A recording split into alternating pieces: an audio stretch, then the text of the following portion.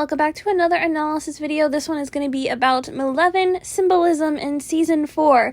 If you ship Malefin, this video is not for you because you're not going to like what I have to say. So fair warning, just keep scrolling. You don't have to start drama. You don't want to see this. It's going to hurt. Now, if you don't care, then continue watching. Those of you who ship other ships, you'll probably enjoy this one. And those of you who like platonic Malefin, you will especially like this one. Okay, let's get started. First, we see Mike in this ridiculous outfit, which we know, based off his previous outfit from the previous day, is not how he actually dressed, so he's already putting on a facade. We also know that The Birdcage is one of the films that inspired Season 4, and if you don't know what The Birdcage is about, The Birdcage is about two gay men pretending to be straight to impress someone else's family. Oh, fuck 'em. Of course you can pass as an uncle. All right, first, get your pinky down and your posture. Oh my God! Stop screaming. I'm teaching you to act like a man. You take your knife and you smear. Men smear. Smear, that's it. Ironically, the outfits that Armand wears are very similar to this outfit that Mike is wearing, and I think that's your big hint that someone's trying to hide his sexuality. So this exit sign above Mike's head has been following him since Season 3, and this exit sign is symbolism for running away from his feelings, his sexuality. He has a lot of runaway themed music also in his playlist because he's not ready to accept it yet. This is why he never actually takes these exits, and this one he's coming out of this exit, meaning he's coming into hiding who he actually is yet again. Note that he's wearing sunglasses. He does this twice in the season around Elle, and I think it's to hide what he's actually feeling because we all caught on to him in Season 3 when he had his eyes wide open kissing Elle. And I mean, if that alone doesn't tell you that this boy is gay, look at my account. I have lots of videos on Mike. Now, Mike and Elle are parallel to Harry and Hermione, which are platonic friends in the Harry Potter series. But Mike and Will are parallel to Ron and Hermione, who end up getting married by the end of the series. And this trio is also compared to this trio in Star Wars with Luke, Leia, and Han. We have Han as Mike, Leia as Will, and Luke as Elle. Now, considering two of these are siblings, you wouldn't imagine that there was a love triangle, but there was. So, once again, Mike and Will are parallel to another endgame couple. Come on. You want me to stay because of the way you feel about me? Natural leader. No. That's not it. Come on. Come on. You're imagining things. Am I? We have the only kiss they share this season. He's wearing the glasses to conceal his real feelings. He has a bouquet of flower in between them. Ironically, he mentions that there's too much yellow, yellow being Will's color. And here's Will in the frame. He'll be doing that a lot this season. It's too much yellow. I know you Pay attention to this dialogue here. Well, so I kind of did like a 70-30 split kind of thing. 70-30, once again, is how you could describe these relationships. Mike gives Will 70%, and he gives Elle 30%. The flowers are very important because we see them here at the beginning of the meeting and at the end of the season. Except this time, they're the exact same flowers rotting, which could symbolize the end of the relationship. Mike and Elle are both lying, but particularly Elle in this scene. There's a sign in between these two that says own risk, because they're risking their relationship by lying. Do you come here a lot? Yeah. Will does not. These extras are around Elle a lot throughout the Rinko Mania scenes, and they kind of point out different things, so check them out in the background.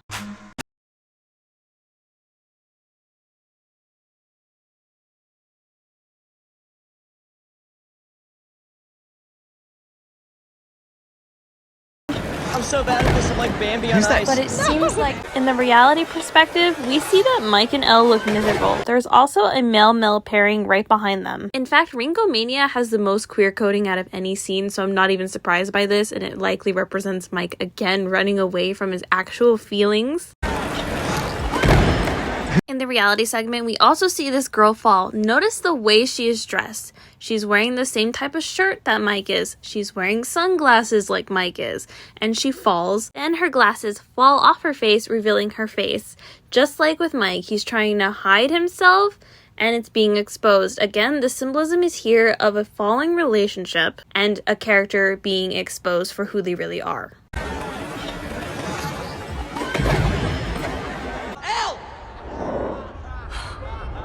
Once again, we got interesting framing here for Mike. On the left, we have a female, and on the right, we have a male in Byler color coding with his hand on his hip. This is definitely fruity. Just saying, I'm saying this is intentional. Mike quite literally being stopped by triangle imagery. Holy shit, Elle. What did you do? What did you do? What have you done? What have you done? Just Mike standing close to Will, not comforting his girlfriend. As usual. And in the van, we have some mirror imagery for Elle, meaning her split between the monster and the girl that she is. She sees herself as a monster because of her past trauma that she can't fully remember. Fully blames herself for. Her priority in this season was more so about healing her own traumas and discovering who she is. It wasn't really about Mike, even though we have this video talking about Malefin. And the reason for that is Elle's arc is going towards independence, and you'll see that throughout this video. We have a parallel of Will and Elle both crying in the van in the same position, and Mike looks at Will, but not Elle.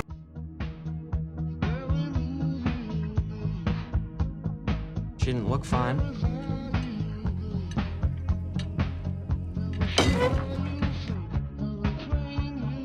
Beyond the little light behind Mike, symbolism here, who pours the syrup on the Eggos before the person's even there? They're just gonna be soggy, man. We have some arrow symbolism right here pointing down, and downstairs is Will's room.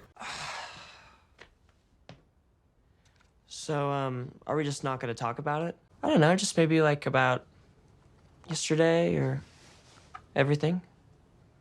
There's nothing to say. That's your girl? Golly. Okay, I see you. I am But, twice I as just wanna happy know now. one thing.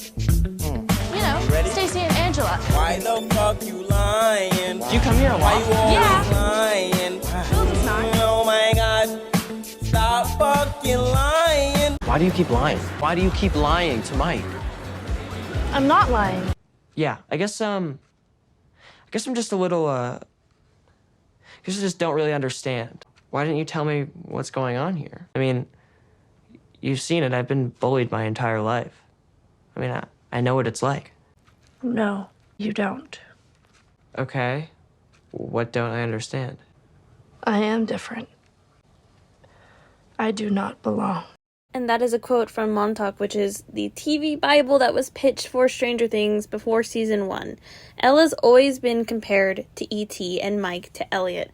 Obviously, these two characters are not romantic at all. You'll notice that the quote says she'll be experiencing life for the first time. She hasn't experienced a life outside of a relationship yet, and she desperately needs to. It is vital for her character growth to find out who she even is. Right now, she feels so different, she feels alien, like E.T. Mike is being paralleled to Dr. Brenner and Hopper, and I don't think two father figures being paralleled to Mike is a coincidence. I think this is hinting at how platonic the relationship actually is. Elle has a literal shrine to Mike in her room, and Mike has nothing of Elle. The Valentine's Day card in her shrine is literally one she had in season 3, meaning Mike missed Valentine's Day this year. It's March. Also, this Valentine only says I like you, not I love you. Also, he's not smiling in any of the pictures he gave her. And this photo is literally just a screenshot of an episode in season 3. There was no one with a camera in this scene. Everyone looks at me like I'm a monster. You think I'm a monster too. The way you looked at me. You were scared of me. No, that's not true. I was surprised. Maybe I was a little upset in the moment, but I mean, I'm sorry. I didn't know what to do. I mean, it was so crazy. It happened so fast, but it doesn't change anything. It doesn't matter. I care for you so much. Care. But you don't love me anymore. Who said that I didn't? I would like to point out the broken diorama between Mike and Elle right now. Mike actually points it out when he first walks in the room, and we see Elle was trying to fix it on her own. Of course, the fact that it's in between these two right now in the frame is showing that things are really broken between them. That whatever happy memories they did form in that cabin, it's shattered. It's broken. Elle is trying to fix the pieces, but Mike isn't. Elle. Sorry. It's gonna be okay. It's not that bad. We'll fix it together, okay? And Will spends the majority of this season trying to repair Mike and Elle's relationship. It's quite literally the symbolism of this diorama. You never say it. I say it.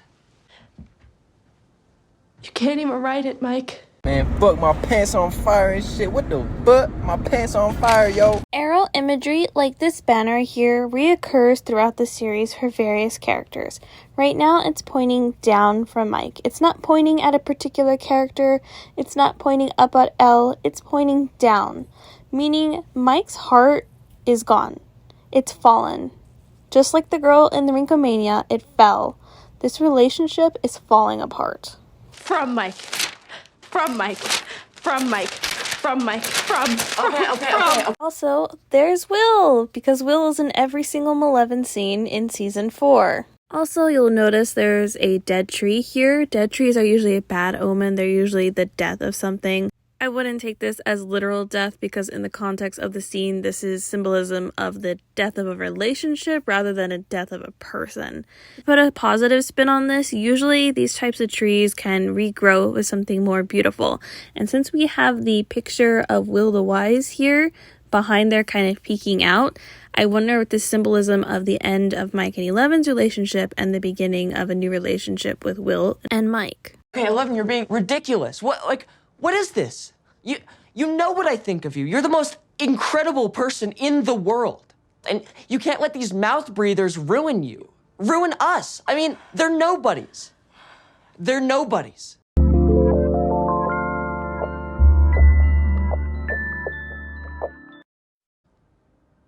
And you're a superhero. I love you with your powers. Focus on our powers. You're my superhero. Not anymore.